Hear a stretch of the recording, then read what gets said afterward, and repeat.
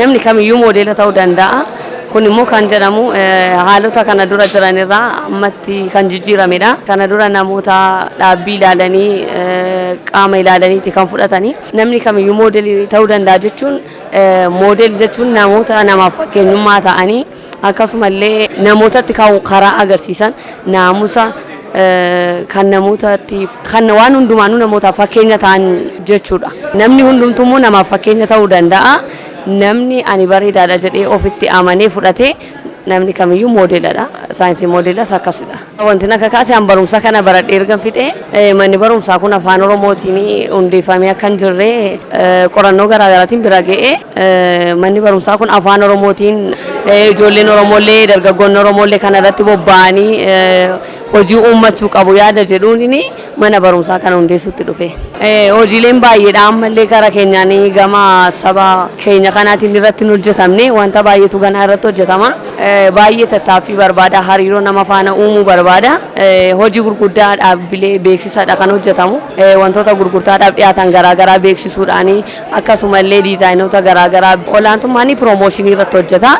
Akkasumas waltajjii garaagaraa waltajjii eebbaa bareechuudhaan ni beekamu. Kanneen akkasiiti.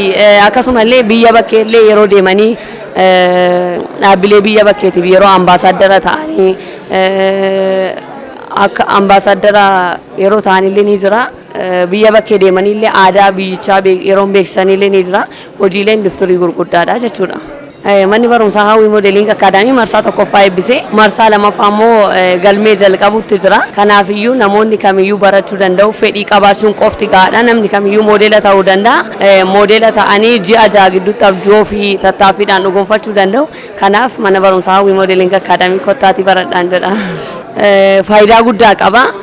Tokkoffaa irratti moodeelota Oromoon qabu jechuun kan aadaa fi duudhaa biyyichaa beeksisanidha. Inni kan biraa immoo waltajjii garaagaraa baay'ee bareechuudhaan kan beekamanidha. Kanaaf mana barumsaa moodeeliingii afaan Oromootiin sabni kun qabaachuun faayidaa guddaa qaba. Afaan aadaa duudhaa sabichaa guddisuu akkasumas immoo dargaggootaaf illee hojii garaagaraa hojii biizineesii uumuu waan danda'uuf gahee olaanaa qaban jedha.